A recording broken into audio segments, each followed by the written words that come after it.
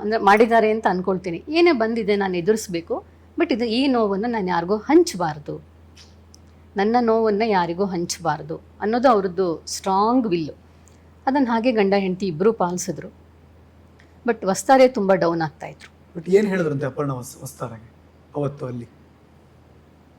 ಅಷ್ಟೇ ತಾನೇ ಅಂತ. ಓಕೆ.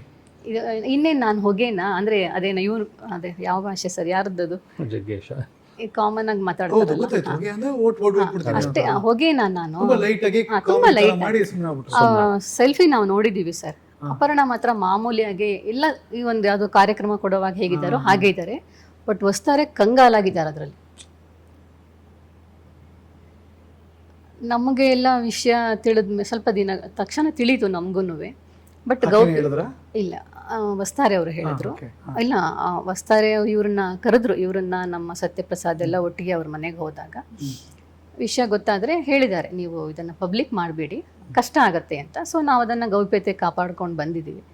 ಆಮೇಲೆ ನಾವು ಮುಖಾಮುಖಿ ಆದಾಗ ನಾನು ಇವ್ರನ್ನ ನೋಡ್ತಾ ಇದ್ದೀನಿ, ಅಪರ್ಣ ಅವ್ರನ್ನ ಹೇಗೆ ಇವ್ರನ್ನ ರಿಸೀವ್ ಮಾಡೋದು ಹೇಗೆ ಇವ್ರ ಹತ್ರ ನಾನು ಇದರ ಅಂತಿದ್ರೆ ಅವರು ಏನೂ ಆಗೇ ಇಲ್ಲ, ನಾನು ಆರಾಮಾಗಿದ್ದೀನಿ, ಅದ್ರ ವಿಷಯನೇ ಇಲ್ಲ ಅನ್ನೋ ಹಾಗೆ ಅದನ್ನು ಬಿಟ್ಬಿಟ್ಟು ಬೇರೆ ಮಾತಾಡಿಕೊಂಡು ಇದ್ರು ಅವ್ರು ನಮ್ಮ ಜೊತೆಗೆ.